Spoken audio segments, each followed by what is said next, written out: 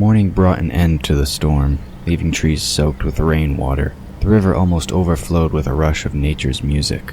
Anwen stumbled out of bed much like a zombie might. She narrowly managed to avoid hitting the wall on her way to the bathroom to splash cold water on her face. Looking in the mirror, she noticed sunken eyes with light shadows around them. When she opened the curtain, bright sunshine saturated the room. Bird song filled the silence on top of the occasional ping of dripping water from the roof. Everything looked pristine from a good washing of rain. After brushing out the tangles and putting on a fresh pair of clothes, Anwen headed down to breakfast. Hoping she hadn't slept past the serving hour, she made it just in time and helped herself to a bowl of cereal and a muffin. There were only a few others in the dining area, mostly locals, so she chose a table well back in the corner where she could eat in peace. Thoughts of the previous day invaded Anwen's sluggish brain. She ended up paying more attention to them than she'd originally intended. It was hard not to think about the various misadventures she'd participated in since arriving. Perhaps it would be better to give up and just go back home. Carrying over a plate loaded with pancakes and sausage, Tyler made his way to her table. Mind if I join you? He inquired, interrupting her thoughts. Subconsciously, Anwen moved over to make room, not sure if she wanted the company or not.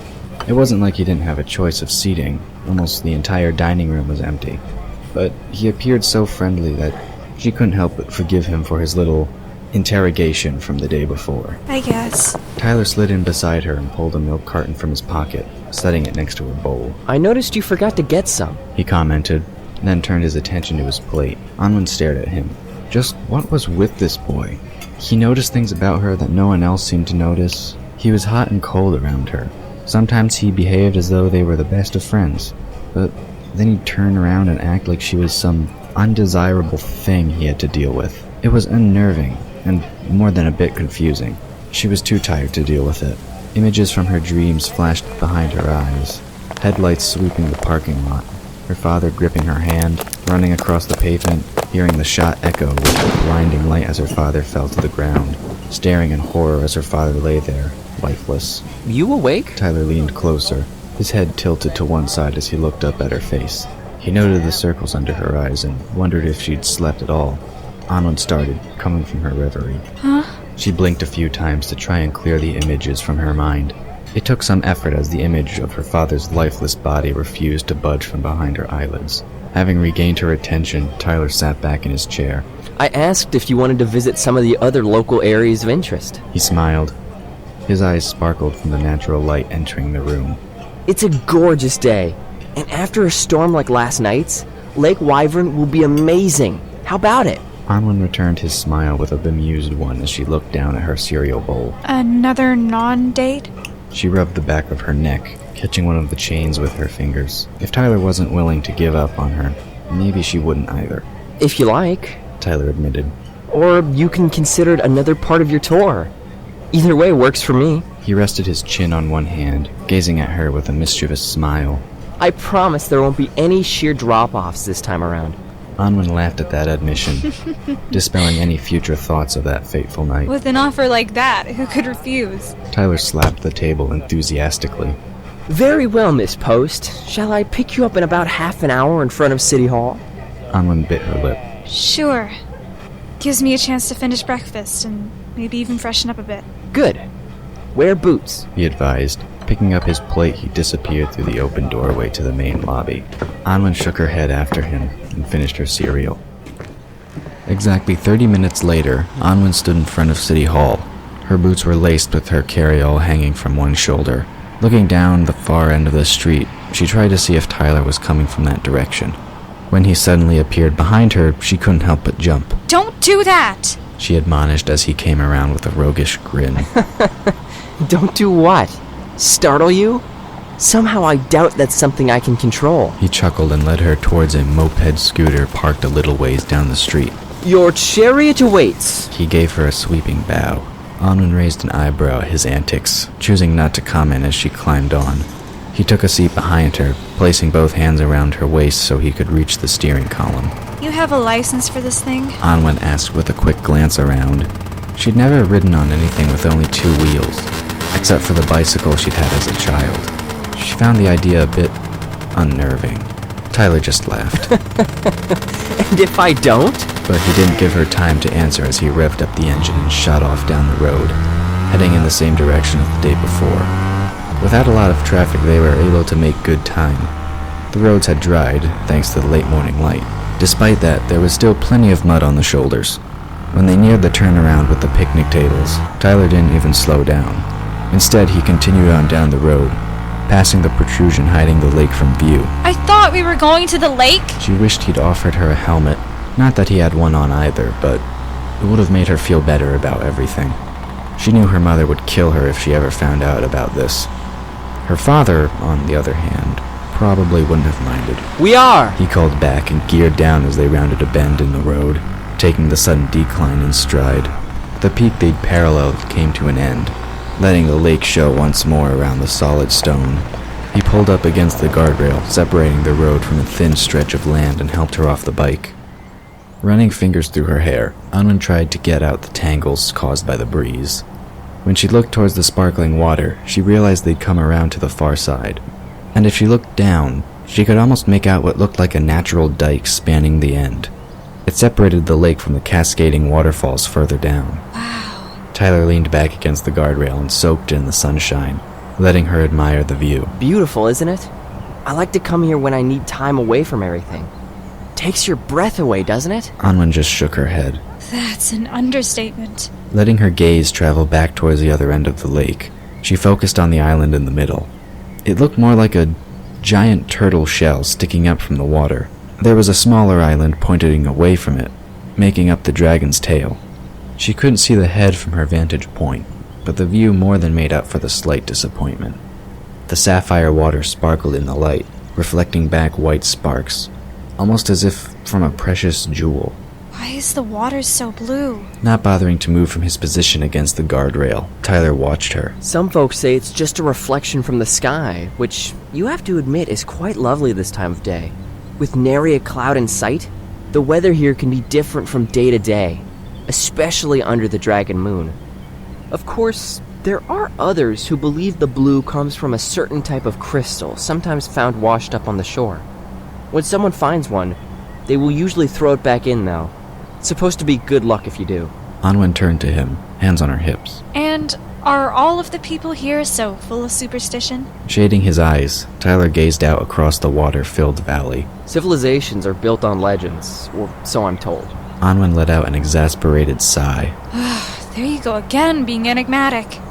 Do you do it on purpose, or are you even aware that you do it? Looking at her against the backdrop of deep blue and forest green, he admitted the colors made a nice contrast against her skin. Do I often talk that way on purpose? He looked thoughtful. I suppose in a way I do. After all, it doesn't hurt to be careful. Sometimes it's better to be enigmatic. It was hard not to press the subject, but Anwen pursed her lips and decided not to, realizing she'd only get back the same kind of response. Instead, she turned back to the lake, admiring the natural beauty before her. It's quite a nice view. She admitted. Is this what you wanted to show me? Tyler pushed away from the guardrail and stepped behind her.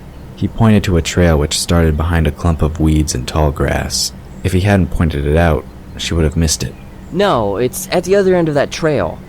And as promised, there are no sudden drop-offs. Looking at the path, Anwen shook her head, feeling a bit dizzy. No sudden drop-offs, but nothing to keep me from falling either. She retorted. Come on! Tyler encouraged. I won't let you fall. He grabbed her hand and started down the path. Anwen had to quicken her step to keep up and not fall in the red-brown mud. Hey, not so fast! My legs aren't quite that long! She was pleased when he slowed as requested, though not by much. And as long as she didn't focus on the side nearest to the lake, she felt more comfortable with the whole situation. Rocks skittered under their feet. Even though this was indeed a trail, it seemed little used. It consisted of mostly hard-packed mud with a few weeds growing around it. But, true to Tyler's word, it did not drop off. Instead, it gently meandered downward. The path bent back on itself as they descended, moving closer and closer to the lake. Finally, after about half an hour of stumbling down the crumbly slope, Tyler pulled to a stop. He had to break Anwen's sudden increased speed from the last drop by pulling her into his arms. Whoa! Pointing ahead, he let her go as soon as she'd recovered herself. Anwen took a few tentative steps towards what looked like an abandoned fishing village, a small one at that. A stone dock jutted out into the rippling water. A few structures with caved-in roofs lined the single pathway leading to the water. Looking back up the way they'd come, she realized she hadn't seen this from above. Part of the peak reared up, likely hiding the small village from the road above them.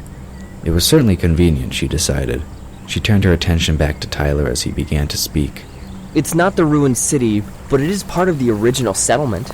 Tyler explained as he moved towards one of the low buildings. Only a handful of people remember it exists. Those who do stumble upon it by accident. As you can see, it's not exactly noticeable from up top. Anwen followed him, taking in the adobe structures. She tried to imagine what it would have looked like back when people still lived there. She was so caught up in trying to picture what it had been like that she didn't realize what he was doing until she looked up once more. Tyler pulled a small boat from the building, probably more canoe than anything. She watched as he dragged it into the water, making sure to tie the mooring line before tossing in 2 paddles. I hope you're not afraid of a little water, Tyler said as he reached out a hand for hers, 1 foot in the boat to steady it. She took a step back. You mean these aren't the ruins that you were talking about back in the village? It wasn't that Anwen was afraid of water. She just wasn't sure what she thought about him yet. And being trapped in a 2-person boat with him for who knew how long wasn't exactly on her list of top dates. Not knowing how to swim definitely didn't help either. She found herself wishing she'd taken classes all those years ago. Of course not! Tyler reached for her hand and took it, smiling the entire time. The mountains rise majestically all around. He began to quote, The sapphire blue waters of Lake Wyvern shimmer across the way, keeping sentinel over the sacred island. Anwen almost stopped breathing, refusing to move any closer as she stood in shock. How did you know that? She breathed. No one could know that. No one. Unless he'd somehow sneaked into her room while she wasn't looking and read her great-grandmother's diary. Tyler looked at her as he dropped her hand, 1 foot still in the boat, sensing her confusion and fear. Across the shore, down the consecrated hall, past the tombs of the immortals, lies the gateway to the stone city, home to those who dwell with us. And further still, the gates of eternity that lead to Tarragon, home of all dragonkind. From a history of the Keepers. Hearing the name Tarragon coming from Tyler's lips, Anwen's hand reached for her hidden pendant. She managed to stop herself at the last moment. As far as she knew, he didn't know about it, and she wanted to keep it that way. If you believe in such things. Tyler continued with a shrug. After all, it's just a story the locals tell their children at night. Once again, Anwen found she wanted to smack him, but refrained. Instead, she stepped into the boat, making it wobble enough that Tyler had to hold on to the gunnels, trying to keep it from capsizing. Hey now! He managed to settle the boat as she took a seat, arms folded, glaring at him. If you're not careful, you'll sink us both. This shore isn't a gradual one. You'll drop us right down a good 12 feet if you keep that up. With a look of annoyance, she turned away from him. Well then, are we gonna sit here all day? She did not offer to take up a paddle. Tyler rolled his eyes as he picked up his paddle. Women. With a push against the dock, he sent the boat skimming away from the small jetty. After several minutes of silent paddling, he let the boat glide. If you help, we might get there before nightfall. He cajoled. That's not my problem. Anwen retorted, refusing to uncross her arms as she continued to look away from him. Tyler shrugged and dipped his paddle in the water once more. Alternating from one side to the other, he let water drip in the boat. Every now and again, he splashed the liquid up in Anwen's face, just to see how she'd react. Maybe not. He finally replied. But it's never a good idea to be out on the lake after nightfall. Trust me on that one. Raising a brow at that, Anwen grudgingly took up a paddle. Soon they were moving smoothly over the water, heading towards the largest of the 3 islands. After about an hour on the boat, the sunlight reflected back at them. Anwen was more than ready to get back on dry ground. She wished she'd worn sunscreen to protect her fair skin. Not much further, Tyler assured as he pulled strongly on his paddle to make them turn. They now headed parallel to the shoreline of the central island. After another couple of minutes, a stone jetty came into view. This one protruded from where the body would have joined the neck. If it weren't for the water covering the rest where it dropped down like giant stairs, the two would have connected. Anwen pulled her paddle short, following Tyler's instructions to bring them alongside the dock. The boat scraped on the stone just a little before he jumped out with the line and tied them off. She took his offered hand up onto the jetty, feeling a little unsteady on her feet after being on the water so long. Whoa! Steadying her with a hand, Tyler held her by the shoulder until her legs returned to a more steady state. Welcome to the Sacred Island, He said. It's also sometimes called the Dragon Island. And believe me when I say no other person, aside from myself, has set foot here in a long time. A well-worn path began where the jetty ended. The walkway cut across the slight valley before disappearing behind a bend, following the contour of the land. I thought you said there were ruins out here. Anwen commented. Tyler laughed and pulled at the pack he tucked under his seat. There are, but first we have to take a bit of a hike. Anwen groaned. Her legs were already stiffening from sitting in the boat too long, but she knew walking it out would be the best thing for her. Even knowing that, she still didn't like the idea. Fine. Gallant knight, lead on. Tyler shook his head at her weary tone. Plea she hadn't outright refused. After all, he would soon have the ultimate proof that she was who he thought her to be. And until he knew for sure, he couldn't pursue what he'd been waiting so long to do. It's not too far. He promised in amusement as he started up the path. Walking with the curve of the island, Anwen followed her guide higher and higher. It was almost as if the path was some kind of spiral leading to heaven, but she dismissed that notion as ridiculous. There was no such thing as a stairway to heaven. One thing was for certain. She had not bargained for anything like this while on a search for her past. But she was grateful for the trees shading them from the afternoon sun. Almost there. Tyler assured her sometime later. His breath came a bit heavy from the exertion as he paused to wipe some sweat from his forehead, then continued on. They were moving more uphill now, getting closer to the summit of the island. Anwen hoped Tyler was right. She was more than ready for a break. Sweat poured down her back, and even though it was cooler in the shade, it was still muggy, which didn't help matters. This wasn't her idea of a nice hike, though the company wasn't unpleasant, even if he was a bit frustrating. The island was bigger than Anwen had thought, and she wished she had a walking stick of some kind. It was hard to resist the urge to over-dramatize how tired her muscles felt. She'd never felt so tired before, at least not in a long time. Tyler glanced back with a chuckle. Only a few more yards, He commented as he pressed forward. The trees screened him from view as he rounded a bend, making it seem as though he'd disappeared. Not having energy to rush after him, Anwen continued at her much slower pace, only to pause when she turned the corner. She noticed the path led off to a paved circle, which enclosed the top of the island like a giant ring. A copse of trees rose inside the ring, unlike any she'd ever seen before.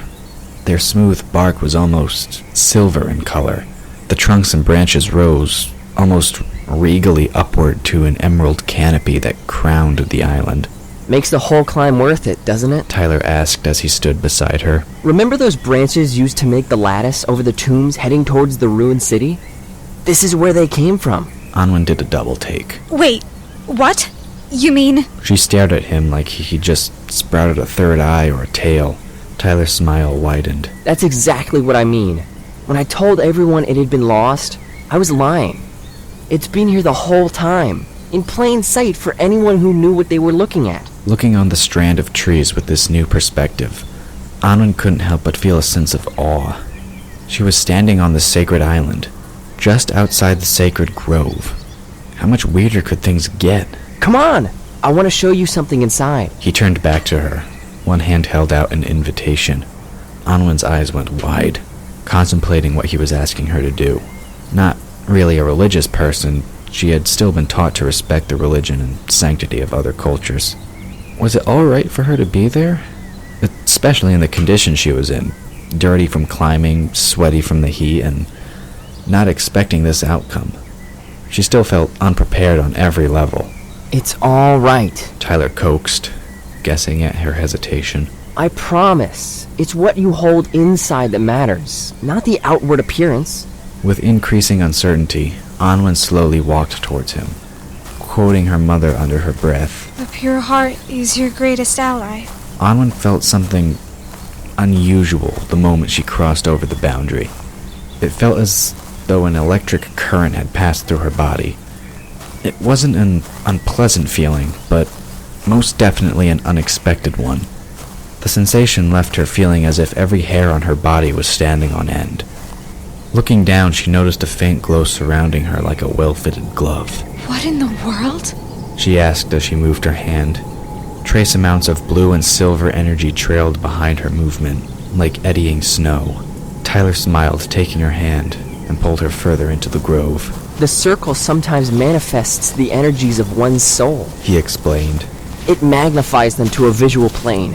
It reflects the intents of your heart and the base of your character. Smiling a bit at this revelation, Anwen couldn't help but think it sounded more like something a guru might say. She took Tyler's hand, noticing something interesting happen when she touched him. The blue and silver energy swirling from her skin was joined with red and gold.